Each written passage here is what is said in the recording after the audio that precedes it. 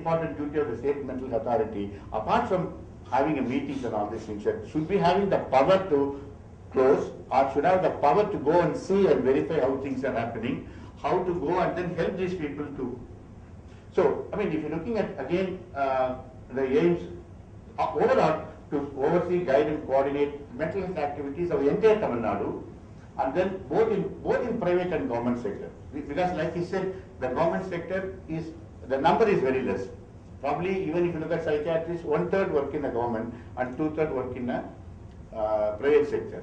So he should be able to think in terms of promoting awareness, to bring together. The most important thing is that mental health, like what Vandana was telling, it is not distributing tablets alone.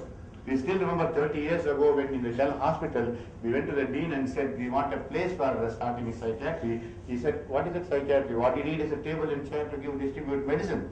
That is what the concept of 30 years back, just give medicines large acting for 30 days and then come back.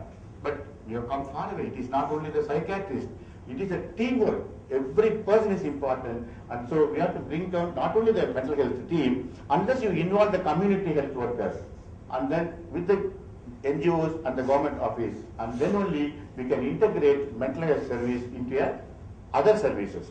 This is what Michael Shepard said long back.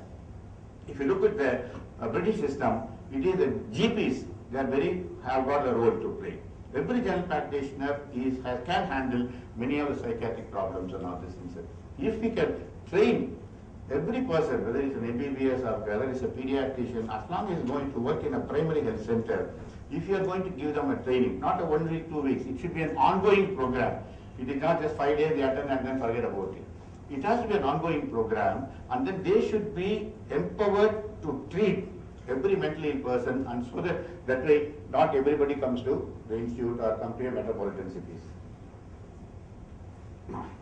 This is like what we said about, if you look at the sheer statistics of ICMR study in Chennai, that shows about nearly 53 lakhs of people are persons with mental illness.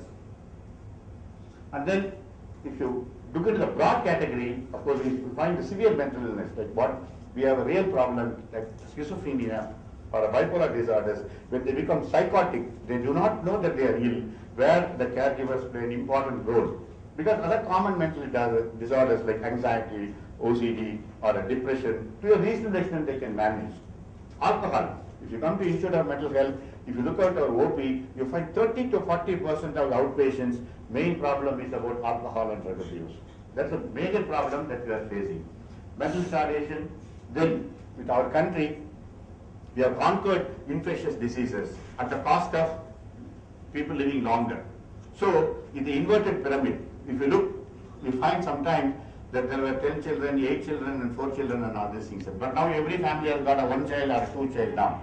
But then we live longer. Even if you look at economic times, they talk about in the Japanese society, some 30 years back they said they give bonds so that people can live and then they can get it from the government. But now the government in 2010 is worried because so many elderly people are. Never thought that so many people will be living so long. But the government is in a fix to how to repay them that bond, that government security bond that they have bought. And then they feel by 2030, nearly 70% of the people will be elderly. That's going to be a major problem that we are going to face. Depression and dementia in elderly is going to be a major mental health problem. That's what we are going to face. Women, definitely, things are far improved. But then still they have their own problems of misery and all these things. My grandmother used to say, when she was a small little girl, her grandmother used to put some glue here, because for a girl, the hair should not go like this. So she must be like what in Tamil Nadu. I mean, she must be very like that. But I don't think you can do it here now. But then from the repressed this thing, now we are not talking about women having 33% reservations and all these things. So those sort of problems that what we have been facing, like people having depression, women having more of depression because they were not able to express and all things that disability, but they have their own problems. And again, children with mental health problems, children committing suicide, children running away. And then yesterday one patient was telling, my husband took us to the shopping, and then he got something my daughter wanted because 1,800 rupees he got it. But my son wanted, but he said, no, you will not get. But he said, well, it's only 100 rupees, but you got only 84 marks. So unless you cross 90, I will not get you. So like that sort of a precious parents' expectations These are the things producing a lot of problems that you are going to face in a psychiatry. So, it's very clear. See, you find more of a private colleges than the government ones. And the number of psychiatrists in government sector is only 110, whereas in the private sector 240.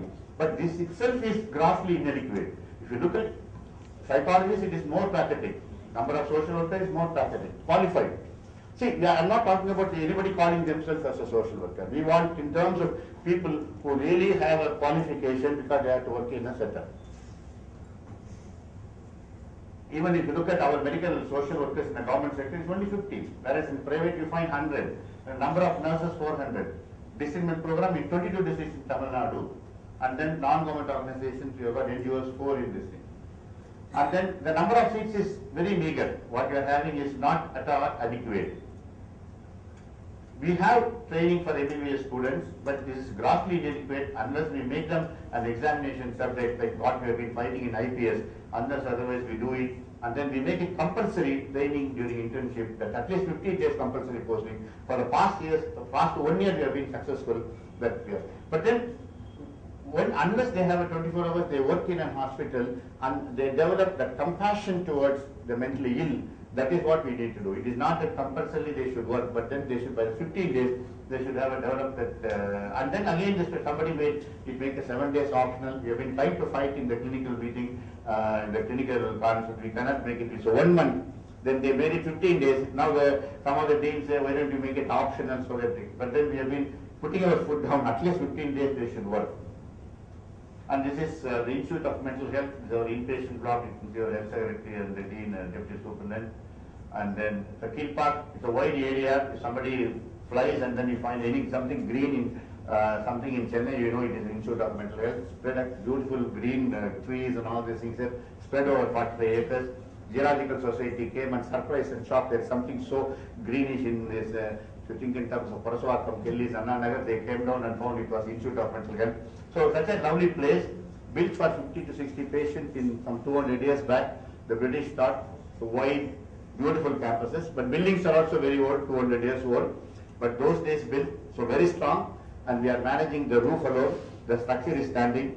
With the health secretary's the generosity, probably we'll be having demolished those buildings and leaving those heritage buildings, and then we'll have new buildings to house, like some small, if not big tower, at least one tower we can have, and then we can do that.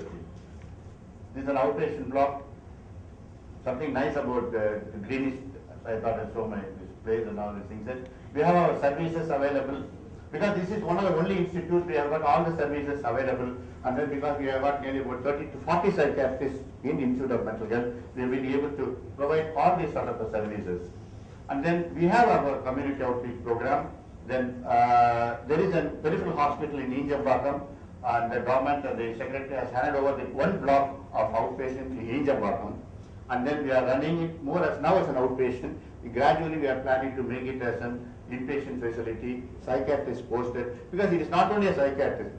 Once we make it inpatient, then we need staff nurse and then other paraphernalia to work there and all these things. Then as it Malapakam care camp, gone back, it was a memorandum of understanding, but the huge acres, some 40, 50 acres are there, but there are no buildings. But then unless probably some philanthropists come forward or some industries come forward, and then we can have a think in terms of building a sector where probably a government sector and an NGO can come together and make it a success and all. The Punnamalai Peripheral Center and Kekinnagar Rehabilitation Center has been going on for many years, because people for those were the days probably Kekinnagar was considered a little suburban, but we cannot think about Madurai will actually become suburban now.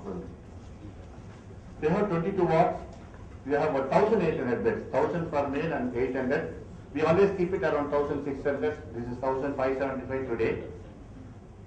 You know, with the National Human Rights Commission visiting us, and then in the High Court there was a petition and all these things. And in a way it's a good, because the fund we are able to provide, that gave us a stimulus to look in terms of, and then now we see to it that all the patients are provided mattresses, pillow, blankets, safe drinking water, adequate dresses, and adequate number of toilets and bathrooms and all these things.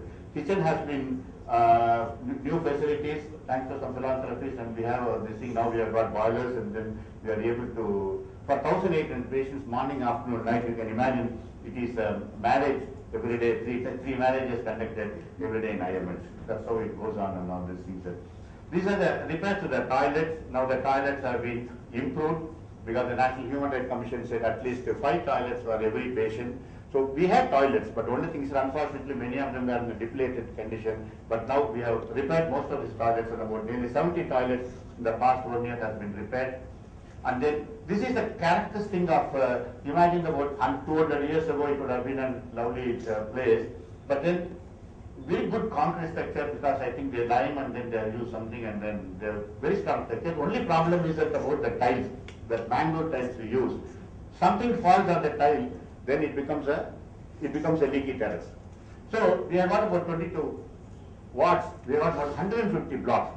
So in a year when you get 80 to 90 lakhs or 1 crore, we are able to repair these things and then we take the next block. So after 5 years, number 36 again will become a leaky roof. So this is what happening in the past 10 years. Dr. Mohan Isaac had come, he has come with a big team of 3 people who had come and then gone around the hospital. He will know better and all these things. So, but we have been able to maintain, because it's the only thing you should understand, it is again the state. The state alone has been supporting if you look in terms of, like even somebody was mentioning about National Mental Health Program, it was used to be a paltry sum of 10 crores or 15 crores or 20 crores. Now it is 1,300 crores, and then Javidesh Gaur was telling they were not able